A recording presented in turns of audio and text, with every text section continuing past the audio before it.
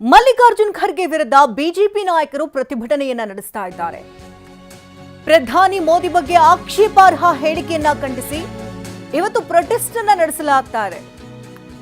ವಿಧಾನಸೌಧದ ಗಾಂಧಿ ಪ್ರತಿಮೆ ಬಳಿ ಬಿಜೆಪಿ ನಾಯಕರು ಧರಣಿಯನ್ನ ಕುಳಿತಿದ್ದು, ರಾಜ್ಯ ಬಿಜೆಪಿ ಅಧ್ಯಕ್ಷ ವಿಜಯೇಂದ್ರ, ವಿಪಕ್ಷ ನಾಯಕ ಆರ್ ಅಶೋಕ್, ಬಿಜೆಪಿಯ ಸಂಸದರು, ವಿಧಾನಸಭೆ ಹಾಗೂ ವಿಧಾನ ಪರಿಷತ್ನ ಶಾಸಕರು ಭಾಗಿಯಾಗಿದ್ದಾರೆ.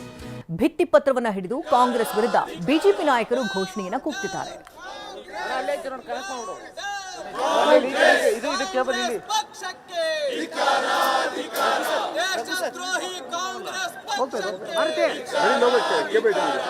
ಭಾರತದ ಪಾರ್ಲಿಮೆಂಟ್ಗೆ ಅಪಮಾನ ಮಾಡಿದ ಮಲ್ಲಿಕಾರ್ಜುನ್ ಖರ್ಗೆ ಅವರಿಗೆ ರೋಡಿಗೆ ಬಂದಾಗ ಆರಾಮತ್ತೆ, ರೋಡಿಗೆ ಬಂದಾಗ ಆರಾಮತ್ತೆ.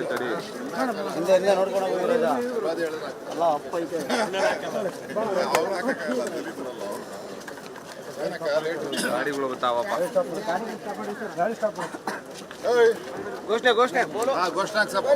ಭಾರತ್ ಮಾತಾ ಕಿ. ಮಲ್ಲಿಕಾರ್ಜುನ ಖರ್ಗೆ ಅವರಿಗೆ ವಯಸ್ಸಾಯಿತು.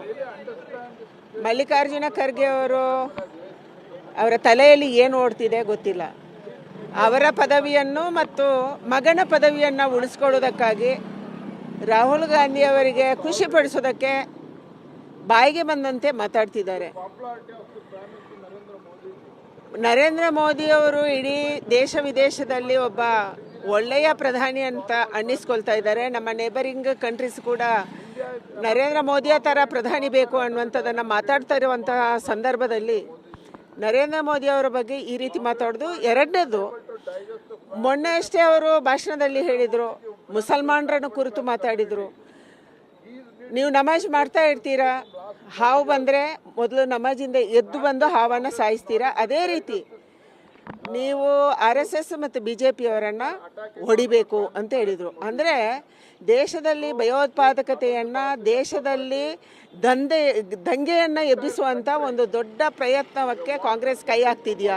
ಈ ರೀತಿಯ ಷಡ್ಯಂತ್ರ ಏನಾದರೂ ನಡೀತಾ ಇದೆಯಾ? ಇದು ನಮಗೆ ಇವತ್ತು ಡೌಟ್ ಆಗ್ತಾ ಇದೆ, ಸಂಶಯ ಆಗ್ತಾ ಇದೆ. ಅದಕ್ಕಾಗಿ ಒಂದು ಹಾವನ್ನು ಸಾಯಿಸಿದ ರೀತಿಯಲ್ಲಿ ನೀವು ಸಾಯಿಸಬೇಕು RSS BJP ಅವರನ್ನು ಅಂತಾರೆ. ಎರಡನೇದು, ಪ್ರಧಾನಮಂತ್ರಿ ಅವರನ್ನೇ ಟೆರರಿಸ್ಟ್ ಅಂತ ಹೇಳ್ತಾರೆ. ಅಂದರೆ ಅವರ ತಲೆಯಲ್ಲಿ ಪೂರ್ತಿ ಟೆರರಿಸಮ್ನ ವಿಚಾರ ಓಡ್ತಿ ಇದೆ. ಅಂದರೆ ದೇಶದಲ್ಲಿ ದಂಗೆ ಎಬ್ಬಿಸುವಂಥ ಒಂದು ದೊಡ್ಡ ಪ್ರಯತ್ನ ನಡೀತಿದೆ. ಯಾಕೆಂದರೆ ಕರ್ನಾಟಕದ ಒಬ್ಬ MLC ಅವತ್ತು ಹೇಳಿದರು, ಬಾಂಗ್ಲಾದಲ್ಲಿ ಏನಾಯಿತೋ ಅದನ್ನು ಕರ್ನಾಟಕದಲ್ಲೂ ಮಾಡುವಂಥ ದಿನ ಬರುತ್ತೆ ಅಂತ. ಅಂದರೆ ಕಾಂಗ್ರೆಸ್ಸಿನ ಒಂದು ಷಡ್ಯಂತ್ರ, ದೂರಾಲೋಚನೆ, ಮುಂದಾಲೋಚನೆ ಈ ರೀತಿ ಇದೆಯಾ ಅನ್ನುವಂಥ ಸಂಶಯ ನಮ್ಮನ್ನೆಲ್ಲ ಕಾಡಿಸ್ತಾ ಇದೆ.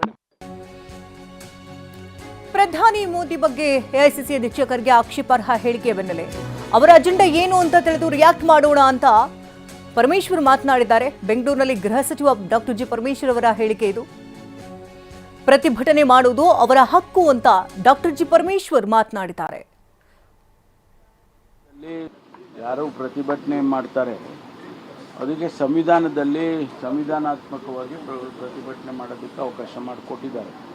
ಆದರೆ ಯಾವ ವಿಷಯದಲ್ಲಿ ಪ್ರತಿಭಟನೆ ಮಾಡ್ತಾರೆ, ಯಾಕೆ ಮಾಡ್ತಾರೆ, ಅದು ಭಾಳ ಮುಖ್ಯ. ಅದಕ್ಕಾಗಿ ಅದನ್ನು ನೋಡೋಣ, ಯಾವ ರೀತಿ ಅವರ ಅಜೆಂಡಾ ಏನಿದೆ ಅಂತ ಸ್ವಲ್ಪ ತಿಳ್ಕೊಂಡು ಆಮೇಲೆ ರಿಯಾಕ್ಟ್ ಮಾಡೋಣ. ಯಾರು ಪ್ರತಿಭಟನೆ ಮಾಡ್ತಾರೆ ಅದಕ್ಕೆ ಸಂವಿಧಾನದಲ್ಲಿ ಸಂವಿಧಾನಾತ್ಮಕವಾಗಿ ಪ್ರತಿಭಟನೆ ಮಾಡೋದಕ್ಕೆ ಅವಕಾಶ ಮಾಡಿಕೊಟ್ಟಿದ್ದಾರೆ. ಆದರೆ ಯಾವ ವಿಷಯದಲ್ಲಿ ಪ್ರತಿಭಟನೆ ಮಾಡ್ತಾರೆ, ಯಾಕೆ ಮಾಡ್ತಾರೆ, ಅದು ಭಾಳ ಮುಖ್ಯ. ಅದಕ್ಕಾಗಿ ಅದನ್ನು ನೋಡೋಣ, ಯಾವ ರೀತಿ ಅವರ ಅಜೆಂಡಾ ಏನಿದೆ ಅಂತ ಸ್ವಲ್ಪ ತಿಳ್ಕೊಂಡು ಆಮೇಲೆ ರಿಯಾಕ್ಟ್ ಮಾಡೋಣ. ಕಾಂಗ್ರೆಸ್ ಹಾಗೂ ಬಿಜೆಪಿ ನಡುವೆ ಜೋರಾಗಿದೆ ಬೆಟ್ಟಿಂಗ್ ಕದನ. ಗೃಹ ಸಚಿವ ಡಾಕ್ಟರ್ ಜಿ ಪರಮೇಶ್ವರ್ ವಿರುದ್ಧ 500 ರೂಪಾಯಿ ಬೆಟ್ಟಿಂಗ್ ಕೇಸ್. ಬಿಜೆಪಿಯವರು ರಾಜೀನಾಮೆಗೆ ಕಾಯ್ತಾ ಇದ್ರೆ ಒಳ್ಳೆಯದು, ಸಂದರ್ಭ ಬಂದಾಗ ತೀರ್ಮಾನ ಮಾಡೋಣ ಅಂತ ಪರಮೇಶ್ವರ್ ಮಾತನಾಡಿದ್ದಾರೆ. ಬೆಂಗಳೂರಿನಲ್ಲಿ ಗೃಹ ಸಚಿವ ಡಾಕ್ಟರ್ ಜಿ ಪರಮೇಶ್ವರ್ ಅವರ ಹೇಳಿಕೆ ಇದು. ಕಾಂಗ್ರೆಸ್ ಹಾಗೂ ಬಿಜೆಪಿ ನಡುವೆ ಬೆಟ್ಟಿಂಗ್ ಕದನ ಜೋರಾಗಿದೆ. ಗೃಹ ಸಚಿವರು ಯಾವಾಗ ರಾಜೀನಾಮೆ ಕೊಡ್ತಾರೋ ಅಂತ ಬಿಜೆಪಿ ಪ್ರಶ್ನೆ ಮಾಡ್ತಾರೆ ಸರ್. FIR ಹಾಕೋದಕ್ಕೆ ಸೂಚನೆ ಕೊಟ್ಟಿದೆ ನ್ಯಾಯಾಲಯ ಅನ್ನುವಂಥ ವಿಚಾರನ ಪ್ರಸ್ತಾಪ ಮಾಡಿ ಅವರು ಕಾಯ್ತಾ ಇದ್ರೆ ಒಳ್ಳೇದು, ಸಂದರ್ಭ ಬಂದಾಗ ತೀರ್ಮಾನ ಮಾಡೋಣ. ಗೃಹ ಸಚಿವರು ಯಾವಾಗ ರಾಜೀನಾಮೆ ಕೊಡ್ತಾರೋ ಅಂತ ಬಿಜೆಪಿ ಪ್ರಶ್ನೆ ಮಾಡ್ತಾರೆ ಸರ್.